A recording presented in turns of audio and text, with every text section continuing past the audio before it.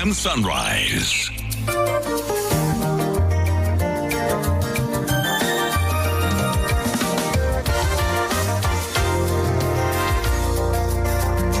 Words fail me when it comes to you. To say thank you seems just not enough.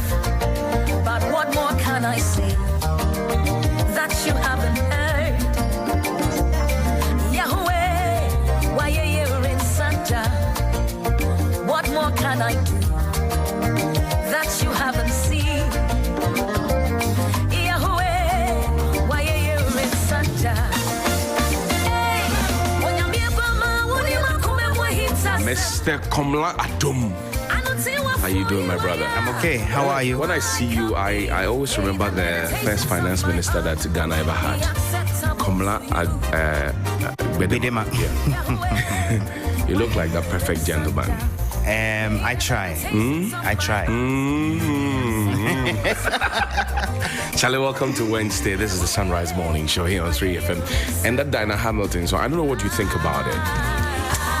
It speaks to a lot of things that people go through and almost like a testimony to God, and I can relate. You can relate thoroughly. We all and can many relate. of Dinah's songs they follow similar whatever. They speak to you. And you cannot but she's grown. She takes her time to write, and for me that's great. It's not Ohania Bebrese songs, as I like to call them. Anyway, news is up next. 6 a.m. news with all the details. Sunrise Morning Show on 3FM 92.7.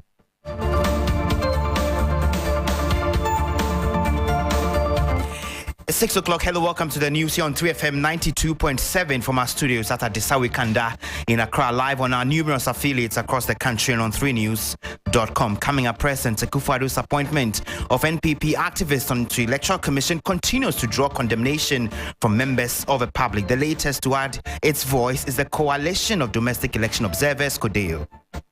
People who are put there, matters of this nature, you look at it, that yes, even the law permits me to be there, but by the position of health, I believe that I need to recuse myself and will not accept the position. That is the way to go.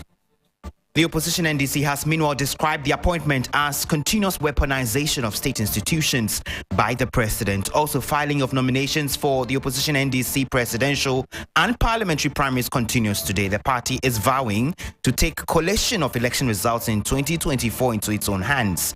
We'll hear why. Also, former board chair of the Ghana Revenue Authority, Professor Stephen Adey, takes swipe at the Akufo-Addo government for its excessive borrowing, which he says is the cause of the country's economic crisis. The biggest mistake they made is that they borrowed beyond our capacity, and they must admit it. If not, they wouldn't be going to the IMF. Debt restructuring will go through, but it means that the next couple of years, things are not going to be easy for everyone.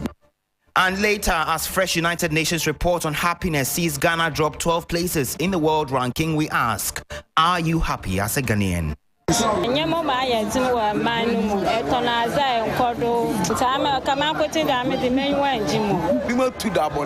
to hardship,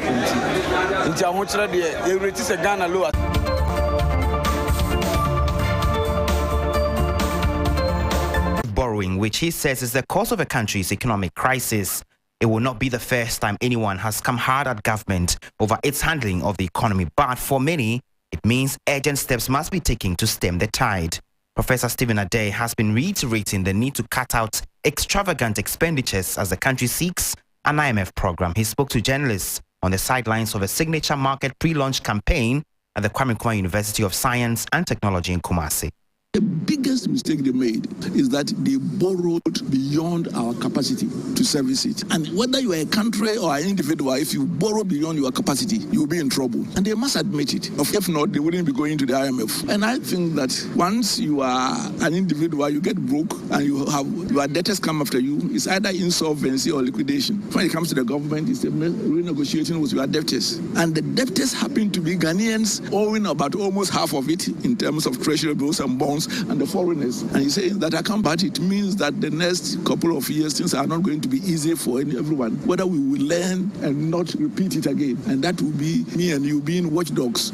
Professor Stephen Adey, away from the economy, President Akufo-Addo's appointment of NPP activists onto the Electoral Commission is continuing to draw condemnation from members of the public. The latest to add its voice is the Coalition of Domestic Election Observers, CODEO. Dr. Peter Piahene was one of 3 members sworn in on Monday and already is a subject of controversy following revelations of his close affiliation to the NPP. Opposition NDC's Director of Legal Affairs, Abraham Amaleba, says the appointment will further worsen the already strained relations between the organization of state institutions, particularly in independent bodies such as the EC. Don't forget that this is not the first time. Bosman appointments continue. It would dent the image of the EC. You heard that Abraham Amaleba, he is the Director of Legal Affairs of the NDC. While speaking to 3 News, a senior staff member of the Coalition of Domestic Election Observers, CODEO, Paul Abrampa, says the appointment does not engender trust.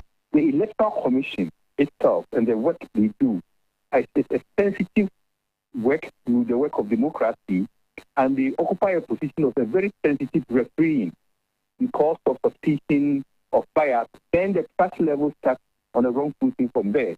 And I don't know the kind of background checks the Council of made. A policy rate going higher, interest rates going higher, inflationary rate